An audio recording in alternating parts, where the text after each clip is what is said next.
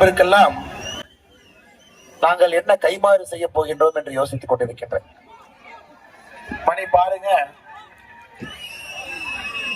11 மணிக்கு நின்று கொண்டிருக்கின்றோம். ஆற்காட்டிலே 11 மணிக்கு நின்று கொண்டிருக்கின்றோம். தாமதமாக வந்தும் கூட நம்முடைய சகோதர சகோதரிகள் நீங்கள் யாருமே உங்களுடைய இடத்தை விட்டு நகராமல் இந்த அற்புதமான பாரதிய ஜனதா கட்சியினுடைய யாத்திரைகளை நீங்கள் பங்கேற்று தமிழகத்திலே நிச்சயமாக ஒரு அரசியல் மாற்றம் நடக்க வேண்டும் என்பதிலே உறுதியாக நீங்கள் இருக்கின்றீர்கள். அதனுடைய வெளிப்பாடு ஆற்காட்டில் 11 மணிக்கு நம்முடைய தாய்மார்கள், சகோதரிகள், சகோதரர்கள், இளைஞர்கள், குழந்தைகள் அனைவருமே இங்கே நின்று கொண்டிருக்கின்றனர். முதல்ல உங்களுக்கு ஒரு பெரிய நன்றிகளை நான் தெரிவித்துக் கொள்கின்றேன். அதே நேரத்தில் காவல்துறை தன்னுடைய நேரத்தை தாண்டி கடமையில் இருக்கின்றார்கள். இந்த கடினமான சூழலை பணியாற்றிக் கொண்டிருக்கின்றார்கள். இந்த யாத்திரையில காவல்துறை அவர்களுக்கும் என்னுடைய நன்றிகளை, வாழ்த்துக்களை தெரிவித்துக் கொள்கின்றேன். சகோதர சகோதரிகளே, நான் அதிக நேரத்தை எடுப்பது தவறாக போய்விடும்.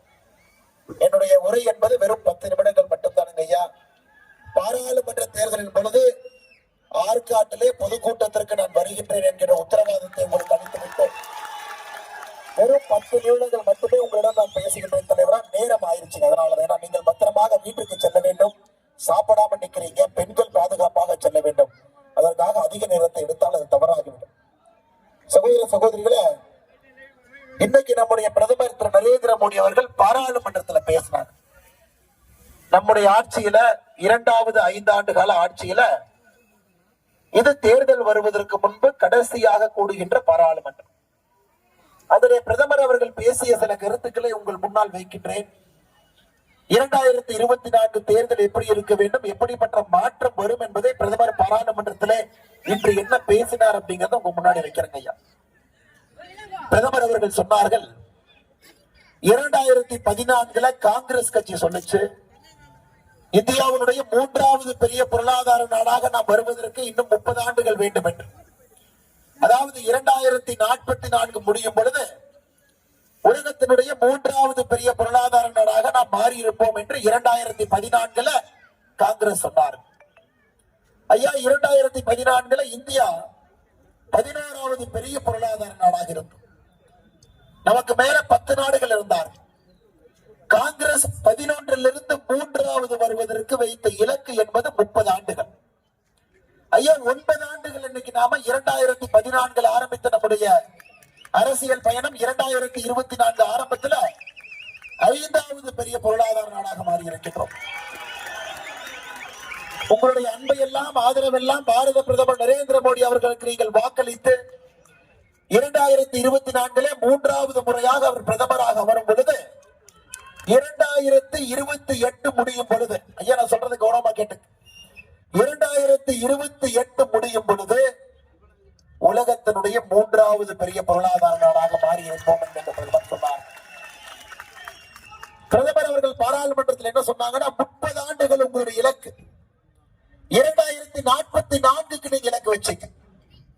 ஆனால் நான் 2028 இலக்கு வைத்திருக்கின்றேன். 2028 முடியும் பொழுது 3வது பெரிய பொருளாதார நாடாக நாம் மாறுவோம் என்று சொன்னார்.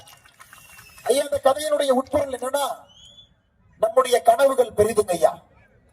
பாரத பிரதமருடைய கனவுகள் மிக பெரியது. இந்த நாட்டை வல்லரசு நாடாக மாற்ற வேண்டும் என்று கனவு காண்கின்றார். இந்த நாட்டிலே ஏழை தாய் ஒருவர் கூட இருக்கக்கூடாது என்று கனவு காண்கின்றார். இளைஞர்கள் வேலை வாய்ப்புக்காக கை கட்டி நிற்கக்கூடாது, வேலை கொடுக்கக்கூடிய தொழிற்சாலைகள் தொழிலதிபர்களாக மாற வேண்டும் என்று கங்கணம் கட்டி கொண்டு நிற்கின்றார். மத்திய அரசு உங்களுக்கு செய்யக்கூடிய பணிகளும் வேலைகளும் நேரடியாக உங்களுடைய வீட்டு கதவை தட்டி வீட்டுக்கு வர வேண்டும் என்று நினைக்கின்றார். நீங்கள் எங்கேயும் கை கட்டி நிற்க வேண்டாம் என்பது பிரதமருடைய கனவு. ஐயா, காங்கிரசினுடைய 60 ஆண்டு கால ஆட்சிக்கும் மோடி அவர்களுடைய 10 ஆண்டு கால ஆட்சிக்கும் இருக்கக்கூடிய ஒரே ஒரு வேறுபாடு, நம்முடைய எண்ணம் பெரிது, சிந்தனை பெரிது, கனவுகள் பெரிது, உழைப்பு பெரிது, நம்முடைய இலக்கு பெரிது, மக்கள் நம்மோடு வைத்திருக்கக்கூடிய அன்பு பெரிது. அதனால்தான் முடியாது என்று எந்தெந்த இலக்குகளை சொன்னார்களோ அதையெல்லாம் முடித்து காட்டிக் கொண்டிருக்கின்றோம் என்று நம்முடைய பிரதமர் அவர்கள் மிக அற்புதமாக இன்னைக்கு பாராளுமன்றத்தில் பேசினாங்க ஐயா. இன்னைக்கு பிரதமர் அவர்கள் சொன்னார்கள், இது கடைசி பாராளுமன்றம் தேர்தலுக்கு முன்பு. தேர்தல் முடிந்த பிறகு தேசிய ஜனநாயக கூட்டணி பாரதிய ஜனதா கட்சி மக்களுடைய அன்பை பெற்று 400 இடங்களை தாண்டி மறுபடியும் இதே பாராளுமன்றத்திற்கு நான் பிரதமராக வருவேன் என்றும் கூட இன்னைக்கு பாராளுமன்றத்தில் நம்முடைய பிரதமர் சொல்லியிருக்கிறார்கள் ஐயா. 2014 30 ஆண்டுகள் கழித்து முதன்முறையாக தனி பெரும்பான்மையோடு நரேந்திர மோடி அவர்களை அமர வைக்கிறது. 283 எம்பிக்களோடு தனி பெரும்பான்மையோடு அமர்ந்தாருங்க ஐயா. 2019 303 எம்பிக்களோடு மறுபடியும் அதிகப்படுத்தினீங்க. இன்னைக்கு 2024 தேர்தல் நாம் அனைவரும் தெளிவாக இருக்கின்றோம். இந்திய மக்கள் தெளிவாக இருக்கின்றார்கள். குள்ளநரிகளை நம்ப போவது கிடையாது. நமக்காக பாடுபடக்கூடிய பாரத பிரதமர் நரேந்திர மோடி அவர்கள் 2024 தேர்தலில் 400 எம்பிக்களை தாண்டி வந்து அமர்வார்கள். ஐயா, இன்னைக்கு பாரத பிரதமர் நரேந்திர மோடி அவருடைய குரல், பாரதிய ஜனதா கட்சியினுடைய குரல், சாமானிய மக்களுடைய குரலை நாம் பிரதிபலிக்கின்றோம். பாரதிய ஜனதா கட்சியில் மட்டும்தான் ஏதோ ஒரு குக்கிராமத்துல 32 வீடுகள் இருக்கக்கூடிய ஒரு குக்கிராமத்துல தந்தை தாய் அனைவருமே விவசாயம் செய்து ஆடு மாடு வைத்து காலங்காலமாக விவசாய குடும்பத்திலே பிறந்த இந்த அண்ணாமலை இந்த மாநில தலைவராக உங்கள் முன்னால் பேசுவதற்கு சாத்தியம். அதை பிரதமர் அவர்கள் பாராளுமன்றத்திலே வேறு விதத்திலே குறிப்பிட்டிருந்தார். காங்கிரஸ் கட்சியில இத்தனை ஆண்டு காலமாக இங்க இருக்கக்கூடிய எந்த கட்சிகளுமே வேறு வேறு மனிதர்களுடைய குரலுக்கு வாய்ப்பு கொடுப்பது கிடையாது. இளைஞர்களுக்கு இந்த நாடாளுமன்றத்துல வேறு வேறு கட்சிகள் வாய்ப்பு கொடுக்கலீங்க. வேறு வேறு சாதியிலிருந்து வேறு வேறு மதத்திலிருந்து மனிதர்களை உயர்த்த நீங்க அழகு பார்க்கல. இன்னைக்கு பாரதிய ஜனதா கட்சி ஒரு சாமானிய மனிதர்களுடைய குரலாக பழங்குடி இனத்திலே பிறந்த சகோதரி திரௌபதி முர்மு அவர்களை இந்தியாவுடைய ஜனாதிபதியாக அமைத்து அழகு பார்த்திருக்கின்றோம். ஐயா, நம்முடைய ஆட்சியில 75 அமைச்சர்கள் இருக்கக்கூடிய ஆட்சியில 12 அமைச்சர்கள் பட்டியலின சமுதாயத்திலிருந்து வந்திருப்பவர்கள், 8 அமைச்சர்கள் பழங்குடியின சமுதாயத்திலிருந்து வந்திருப்பவர்கள். அப்ப 75 பேர் அமைச்சர்களாக இருக்கக்கூடிய நம்முடைய ஆட்சியில் ஐயா 20 பேர் பட்டியலினத்திலிருந்து பழங்குடியினத்திலிருந்து 75 அமைச்சர்கள் 20 பேருங்க ஐயா. அனைத்து இந்திய மக்களுடைய குரலாக பாரதிய ஜனதா கட்சி இருக்கிறது. நீங்க எங்கே வாழ்ந்தாலும் கூட உங்களுடைய சுவாசத்தை பாரதிய ஜனதா கட்சி பிரதிபலிக்கிறது. இதை திராவிட முன்னேற்ற கழகத்தை பாருங்க ஐயா. 35 அமைச்சர்கள் இருக்கக்கூடிய மந்திரி சபையில பட்டியலினத்திலிருந்து வந்திருக்கக்கூடிய சகோதர சகோதரிகள் வெறும் 3 பேர் சமூக நீதியை பத்தி அவங்க பேசுறாங்க. 10% விட குறைவாக திராவிட முன்னேற்ற கழகத்தினுடைய மந்திரி சபையில பட்டியலின சகோதர சகோதரிகள் 3 பேர் அமைச்சர்களாக இருக்கிறார். நாம 75 பேர்ல 20 பேர் இருக்கிறோம் ஐயா. அதைத்தான் பிரதமர் அவர்கள் குறிப்பிட்டு சொன்னார்கள் பாராளுமன்றத்துல எல்லா மக்களுடைய குரலாக இருக்கின்றோம். ஐயா, காங்கிரஸ் கட்சியினுடைய செயல்பாடு சரியில்லாதனால இதையும் பிரதமர்கள் என்று சொன்னார். காங்கிரஸ் கட்சியினுடைய செயல்பாடு சரியில்லாதனால 2014 எதிர்கட்சியா உட்கார வச்சு, ஆனா எதிர்கட்சியாக அமர்ந்தும் கூட எதிர்கட்சி வேலை செய்யாமல் வெறும் பொய்யை மட்டும் பேசி தெரிந்து கொண்டிருந்தார். 2019 சம்மட்டி அடியாக மறுபடியும் உட்கார வச்சீங்க. எதிர்கட்சி என்கின்ற அந்தஸ்தையே காங்கிரஸ் இழக்கும் அளவுக்கு மிக குறைந்த பாராளுமன்ற உறுப்பினர்கள் கிடைக்கும். இன்னைக்கு பிரதமர் அவர்கள் சொன்னார், நம் நாட்டு மக்கள் காங்கிரஸ் கட்சியை பார்வையாளர் இருக்கையிலே அமர வைப்பதற்கு தயாராகிவிட்டார்கள்.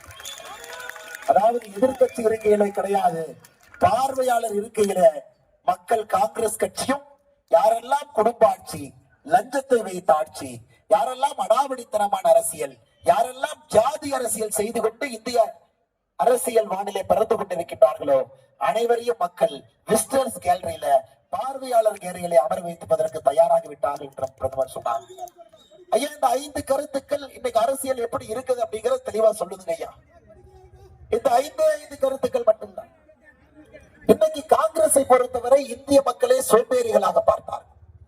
பேடிஎம் கொண்டு வந்த பொழுது ஆன்லைன்ல பண பரிவர்த்தனை செய்ய முடியும் என்று சொன்ன பொழுது நம்முடைய பி சிதம்பரம் சொன்னார், இந்திய மக்கள்னால முடியாது, எப்படியா பண்ணுவாங்க.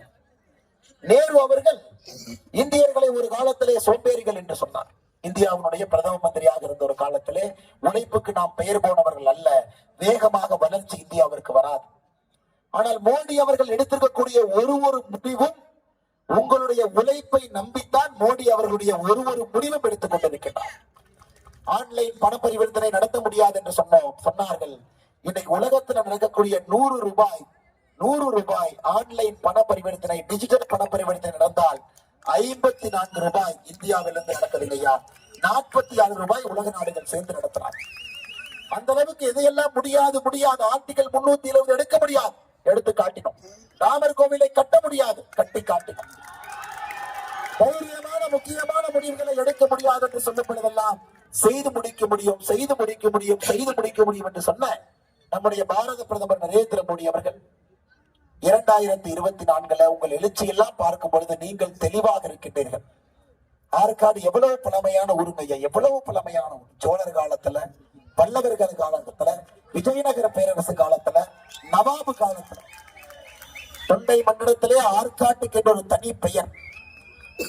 4 ஆட்சியாளர்கள் காலத்திலும் கூட அதிகாரத்திலே கோலோச்சிய ஒரு ஊருக்கு வந்திருக்கின்றோம். ஆறு என்று சொன்னால் அத்தி மரங்கள்.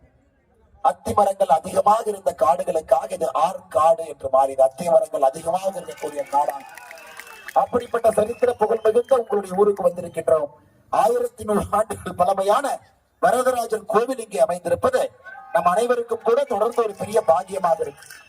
வடராமேஸ்வரத்தினுடைய ராமநாதேஸ்வரர் கோவில் உங்களுடைய தொகுதியில் ஆற்காட்டில் அமைந்திருக்குதுங்க ஐயா. இதை விட சிறப்பு, 110 ஆண்டுகளாக இந்த பகுதியிலிருந்து வெளியாகக்கூடிய ஆற்காடு சீதாராமையர் பஞ்சாங்கம் எவ்வளவு துல்லியமானது ஐயா. இந்தியாவில் உங்களுடைய ஆற்காடு சீதாராமையர் பஞ்சாங்கத்தை வாங்கி டேபிள்ல வச்சா போதும். இந்த ஆண்டு நான் வரும்பொழுது பார்த்தேன், ஆற்காட்டுக்கு வருவதற்கு முன்னாடி அந்த பஞ்சாங்கத்தை ஒருக்கா பார்த்துட்டு வந்து உங்கள்கிட்ட பார்க்கலாம். ஐயா நீங்க நம்ப மாட்டீங்க, தென் தமிழகத்தினுடைய கனமழையை பஞ்சாங்கத்திலே சொல்லி இருக்கின்றார்கள். தென் தமிழகத்தினுடைய வரலாறு காணாத கனமழை. இதை தாண்டி இஸ்ரேல் பாலஸ்தீனுடைய போரை உங்களுடைய பஞ்சாங்கத்தில் சொல்லியிருக்காங்க. நம்ப முடியுமாங்க ஐயா? 2 விஷயங்களை கவனித்துக் கொண்டு வந்தேன். உங்களுடைய ஆற்காடு சீதாராமையர் பஞ்சாங்கத்துல 2 விஷயங்களை துல்லியமாக தெல்ல தெளிவாக ஒரு செய்தித்தாளை படித்தால் எப்படி இருக்கும் என்பதை 110 ஆண்டுகளாக இந்த மண்ணிலிருந்து வரக்கூடிய பஞ்சாங்கம் அவ்வளவு துல்லியமாக சொல்லி இருக்கின்றார். என்னங்க ஐயா, ஆண்டவன் இருக்கின்றான், பரம்பொருள் இருக்கிறது, இறையருள் இருக்கிறது, கோள்கள் இருக்கிறது என்பதை ஆற்காட்டினுடைய சீதாராமையர் பஞ்சாங்கம் சொல்லிக் கொண்டிருக்கின்றார்.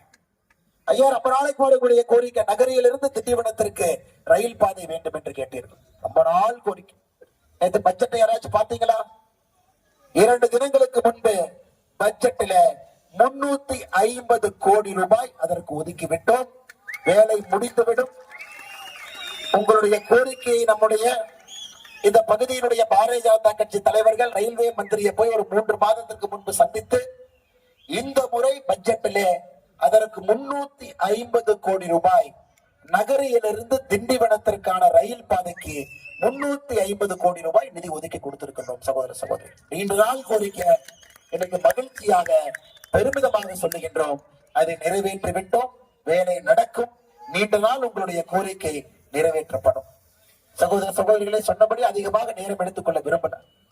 காவல்துறையும் கூட நாம் கசக்கி பிடியக்கூடாது. பெண்கள் பத்திரமா வீருக்கு போகணும். குழந்தைகள் இருக்கிறான். 11 மணியை தாண்டி 11 காலம் நின்று கொண்டிருக்கின்றோம். ஐயா ஒரே ஒரு வேண்டுகோளை கொண்டு வச்சுட்டு போறாங்க ஐயா. அரக்கோணம் பாராளுமன்ற தொகுதி இந்த முறை என்னுடைய அன்பான வேண்டுகோள், நரேந்திர மோடி ஐயாவுக்கு நீங்க அதை ஒப்படைச்சிருங்க ஐயா. நரேந்திர மோடி ஐயா ஒப்படைச்சு எல்லா பிரச்சனையும் தீர்க்க வேண்டியது எங்களுடைய பொறுப்பு. எந்த பிரச்சனையாக இருந்தாலும் கூட தீர்க்க வேண்டியது எங்களுடைய பொறுப்பு. நரேந்திர மோடி ஐயாவை நம்பி வேட்பாளரை பார்க்காதீங்க. நரேந்திர மோடி ஐயாவை நம்பி இந்த பாராளுமன்றத்தை நரேந்திர மோடி ஐயாவுக்கு ஒப்படைச்சது. அது ஒரே ஒரு வேண்டுகோள் மட்டும்தான். யார் வேட்பாளராக அரக்கோணம் பாராளுமன்ற தொகுதியில் நின்றாலும் அந்த வேட்பாளருடைய பெயர் நரேந்திர மோடி மட்டும்தான். நரேந்திர மோடிக்கு வேலை செய்வதற்கு இந்த கட்சி ஒரு வேட்பாளர் கொடுக்கிறோம் ஐயா. நரேந்திர மோடி அவர்கள் உங்களுக்கு வேலை செய்வார். அதனால் எழுச்சி மிகுந்த சகோதர சகோதரிகளே, அற்புதமான அன்பை பொழிந்திருக்கின்றீர்கள். நேரமாகி காலம் கடந்திருந்தாலும் கூட இடத்தை விட்டு அசையாமல் நம்முடைய சகோதர சகோதரிகள் குழந்தைகள் நின்று கொண்டிருக்கின்றீர்கள். கொஞ்சம் தாமதமா காலை சென்னையில நம்முடைய பாராளுமன்றத்திற்கான கட்சி அலுவலகத்தை திறந்து வைத்துவிட்டு அதன் பிறகு செய்யாறிலே ஆரம்பித்த பயணம், அதன் பிறகு செய்யாறை முடித்துவிட்டு அடுத்த சட்டப்பேரவை தொகுதி வந்தவாசியை முடித்துவிட்டு இன்னைக்கு ஆற்காடு 3வது சட்டப்பேரவை தொகுதியை முடிச்சுட்டு இருக்கிறோங்க. அதனால் கொஞ்சம் தாமதமாகிவிட்டது. தாமதமானதற்காக என்னுடைய மன்னிப்பை உங்களுக்கு தெரிவித்துக் கொள்கின்றேன். மிக பொறுமையா இங்கே நின்று கொண்டிருக்கக்கூடிய எல்லா சகோதர சகோதரிகளுக்கு நன்றியை தெரிவித்து எங்களோடு இருங்கள், மாற்றத்திற்கு தயாராக இருங்கள். உங்கள் நம்பிக்கை எந்த காலத்திலும் கூட வீண் போகாது என்கின்ற வார்த்தையும் உங்களுக்கு சொல்லி, நாளை நமது 2024 நமது 400 எம்பிக்களை தாண்டி பாரத பிரதமர் அவர்கள் கம்பீரமாக அந்த இருக்கையை அமரப் போகின்றார். அரக்கோணம் பாராளுமன்ற தொகுதியில் இருந்தும் கூட நம்முடைய பாராளுமன்ற உறுப்பினர் பாரத பிரதமருக்கு நீங்கள் காணிக்கையாக கொடுப்பீர்கள் என்கின்ற நம்பிக்கையோடு வந்திருக்கக்கூடிய அனைவருக்கும் நன்றி தெரிவித்து என்னுடைய உரையை முடித்துக் கொள்கின்றேன்.